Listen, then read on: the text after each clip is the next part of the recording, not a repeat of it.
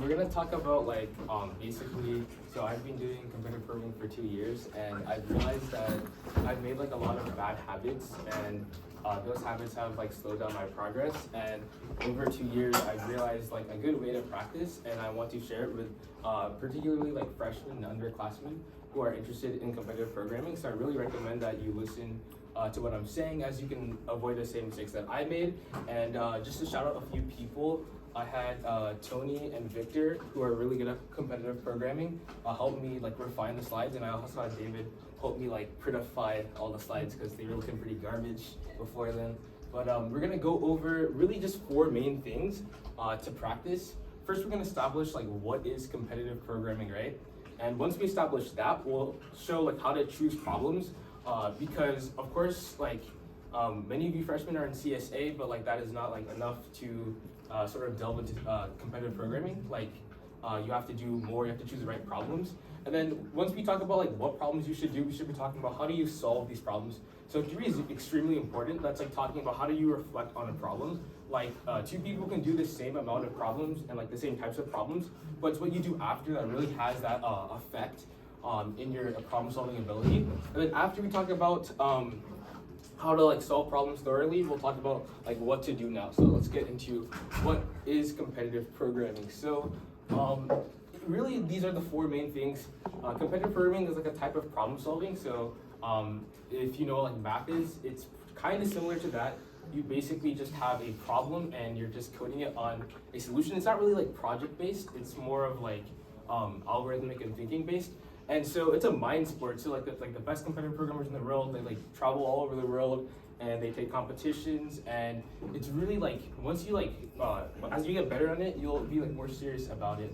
And the main thing about competitive programming is like algorithms and data structures. So that's sort of the whole point, because we need to write efficient code. Like a problem can have a very obvious solution, but that solution could take too much time.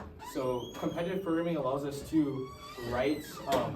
It allows us to open our creativity, because when we constrain things, we can think outside of the box. That's really what competitive programming is. So the next slide, we're gonna really get into it now. So if I had to restart competitive programming, like a lot of like so there's like 2 types of people who do competitive programming when starting, right? Some of these people are like really good at math, and not just like school math, but like contest maths like AMC and all that stuff. And those people usually find it easier to like pick up competitive programming because they've already established that problem solving basis, right? So for example, for the first division of USACO, you'll find out that it's not like you should actually spend less time like coding to pass this. Like you should spend more time establishing your problem solving. So I do know you're freshmen, you guys probably want to advance quickly and you guys want to do like competitive programming. So I'm not saying to like sweat math, but I do recommend to be sort of solid at math, because if you want to like continue competitive programming, you're gonna have to be like at least pretty decent at math. Like math cannot like hurt you. And I've also seen like tremendous results from people who have like worked a lot on math and then they go into competitive programming, they pick it up very easily. So what I recommend is if you want to do something with competitive programming, math is definitely a good combination. Victor can tell you more about that because he is a sweat at that. But basically, you'll notice that not all math topics are like useful for competitive programming. So like Geometry. Yeah, geometry, like for beginners, geometry is not important. As you get like really high into it, geometry, like that stuff is important, but really what you want to focus on is like algebra and number theory is definitely important, and counting. Counting and probability is probably the most important, because a lot of times problems will ask you, find the amount of ways to do X, and that is really important. So if you're really good at counting, stuff like dynamic programming will come very natural to you. So that's why math really sets the foundation. So if I had to restart, like maybe in middle school, I would start like really taking stuff like this seriously. And in 9th grade, you could still do that. It might be a little bit too late if you did do it in middle school, but you could still sort of like focus on that stuff. Now, if you're like in bronze and you're trying to get to silver, just work on general problem solving. Like don't try to learn like advanced algorithms or like advanced techniques. Just, I'm telling you, I know people who don't even do competitive programming legit, and they easily pass bronze, and that's because they're really good at math. So I think you get the point here. So basically, all you really need to do is like learn how to learn. You need to learn a language, and CSA does a good job with that. You guys go over like Java and like the fundamentals of Java, and I think it's like a really good class in terms of like learning how Java works. And if you know a thorough amount of CSA, you don't even need to know like inheritance and all that stuff. If you just know like basic logic, you should be able to get by practicing. But once these are kind of done, then now you have that sort of foundation to start on problems. And then I will also stress that for bronze, it's sometimes the problems are like pretty random. Like silver and above, like there's actually like algorithms that you can study for. But bronze is a little bit like random. We'll get into that later, maybe later. But really, just bronze. I cannot emphasize enough that problem solving and then just implementation will get you pretty far. Like you'll be able to pass bronze very easily. So this next slide, and then yeah, like I said, you should be able to pass bronze. And I already talked about like why like being good at math and then just learning a language pretty much gets you into silver. And then I'll talk about this is also a very new mistake. So like you should not be learning like Dijkstra's algorithm if you just like learned how to print hello world. You should make sure that you're not trying to focus like. Some people might tell you that focusing on harder things will make you better than easier things. That's wrong. You want to focus on your fundamentals so that when you do those harder things, those harder topics, you can learn them easier and you're not like wasting so much time because you lack fundamentals. And contrary to popular belief, Aiden thinks that, or Aiden used to have this thought that USACO is a memorization game of who can implement the most algorithms. This is definitely false.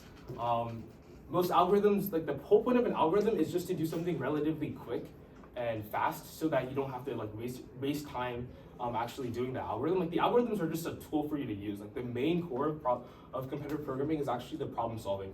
Now, enough of all this talk. What resources should I use? So over like the years, I've used a lot of like cloud resources. So I would say like all the bad resources, like you should not use like if you come across like USACO training or USACO. Actually, we'll just get into the resources. So this is extremely important. Like even if you spend hours and hours writing like CSA problems, you will not pass. You probably will not do well in USACO because you need to make sure that you're working on good problems. So I just have, these are like the 5 big ones that a lot of people use. There's like some smaller ones, but these 5 big ones a lot of people use. We'll talk about wasting USACO problems, saving them, and then we'll talk about like code forces, Coder, CSES, not to overwhelm you guys, but these are just the main resources. And we'll also talk about like code forces using arraying and also outside of just USACO, there's actually, unlike other Olympiads, you can actually do multiple contests like literally every week. And you don't have to wait like 1 year to like take the test again. So that's a good thing about competitive programming. And then another thing is don't be biased when choosing your problems. Like don't choose problems that you know how to do well. Like if you just like skew all your practice to your strengths, you probably do that because you want to feel good that you're actually improving, but you're deceiving yourself, right? You need to focus on like problems that actually make you like think and like are good for you, right? And then we'll go into USACO guide. So I'll just quickly go through this. This is very good when you just like promote a division. So when you just promote a division, you have to like know new concepts. Like if you promote from bronze to silver, now that's a good time to learn like basic graph theory, like how to iterate through a graph. And this website's very good for that. When you just want to like jumpstart your knowledge after promoting to a division, use USACO guide. It's very important, and these people are extremely qualified, like more qualified than anyone in this room. Like people who've had like extreme success. So like one of the USACO writers actually made this website. So I do recommend using this a lot, but this does have some downsides to it. Even the people who made it conceded this too, is that it doesn't really guarantee promotion. And I know this for a fact because in 9th grade I finished like half of the silver guide, and I thought I was so cool that I was gonna like sweep through silver. I got like a fat 0 on that contest. And so I recommend like don't be like that guy who's like, oh my god, I finished the prefix sums module on USACO guide. Now I can solve any prefix sums problem in the world. Like, don't be deceived by that. That is very like noob. So yeah, overall very good when you just get into a division because you can work on those like topics, right? But this should not be your only source of preparation for sure. Don't like be too reliant on this. And then next one, I think oh yeah, and also another thing about USACO guide is that sometimes knowing the technique to solve a problem can hurt your performance. For example, like if you know this is a graph theory problem, then all your thoughts will be focused on graph theory and not other topics. So you're sort of like, you're priming your brain to think in a restricted way, like you're restricting the way that your brain can think. So sometimes knowing the algorithm is not good because you want to be able to recognize that for yourself. So that's also another downside between USACO Guide. Now CSCS, I think CSCS is pretty like straightforward. There's over like 250 problems, and they're all standard problems. What I mean by standard is that the problems, like, they can all be searched up on Google and you can find the solution. Not that they're, standard does not mean easy, standard just means like a well-known problem, and you can just pretty much Google the solution to it. And there are no direct editorials, so for a lot of these resources, there's usually like a solution attached underneath it, and you can just like press a solution, and then boom, you have that. But there are ways around it. There are a bunch of Indian dudes on YouTube who post like very good YouTube videos. Not to like, but it's just a matter of the fact there's a bunch of Indian dudes. And so if you want to find those Indian dudes, just Google the problem and you will find like, and yeah, let me just stop right there. So there are no storylines for problems. Storylines are very annoying. Like maybe in the beginning when you just start competitive programming, you're like, oh, this is very cool. We have a cow and all these things. But once you start doing problems, you're like, I don't care about the story. I just want to like actually do the problem. So this is very cool because the problems are very short. And there's also, just keep in mind when you do this, work linearly down. The problems usually tend to get harder as you go down the list, like logically, but this does have a huge difficulty range. So again, the point of this, the big idea to get from this is that this problem is good for building your fundamentals, right? Knowing the well-known tricks in competitive programming. So I recommend this as well. Then the next one, you have code forces. So this is my personal favorite because this one is like, maybe, I'm not sure if it's good for just when you just start out because it is a little bit difficult. Even the easier problems are not like, they're not like, the easiest problem on code forces is probably way harder than the hardest problem on CSA to some extent. That's true to some extent. But I would say that this is very good because the new era of USACO has been approaching like code forces styles of problems. So what I mean by that is that the problems are USACO, like the USACO staff people are not caring about like how much you can code, they're caring about how much you can think. And so you'll notice that a lot of these problems on here, they have like sometimes when I was doing a problem, I was thinking about like how could I solve this, and my logic was like 50 lines long, and then you open up the solution, it's like 2 lines long. That's pretty much code forces for you. You just need to focus on thinking more. So again, this is really good for USACO. Like this is like really, really good for USACO. You can use this, and this is my personal favorite. We can have a whole meeting on how to use code forces, but yeah, the main thing is just the problems are approaching that style. And then ActCoder, I'm not gonna spend too much time on this because I haven't really used it, so I can't really talk too much. But this is also another great resource, similar to code forces, but it uses more like math and stuff. So use that, just keep in mind it's there. Also use these to like see the difficulty of the problems. That's a good website. And then USACO, these are the best quality of problems. I don't think this is biased because if you think about it logically, there are like, for one division, there are like 12 problems, right? 3 times 4 is 12. And there's 12 problems for one division, and these problems have been worked on for an entire year. So these are not gonna be like, unoriginal problems. Usually they won't be unoriginal, especially like more recent contests. These are gonna be like well thought out problems, and for that reason, that's why USACO is very difficult, because these are well thought out problems that are not just thought out like on a Saturday morning. They like work on these problems for a whole year. And most of you probably want to get into USACO, maybe for college apps, I don't know, or to have fun. But yeah, there are 4 divisions: bronze, silver, gold, platinum. And yeah, just try to set a goal for which one you want. Obviously, most people would want platinum, but just make sure you're putting in enough work to achieve your goals. And then again, I will stress that this is the trend for almost everything. More recent problems are going to be more difficult than less recent problems. So I think this era is most realistic of the new era today. And use problems sparingly. Like, don't use USACO problems when you're like really bad, or because like you don't want to waste them because they're very like there's you know there's not that as many of them. So just use them sparingly.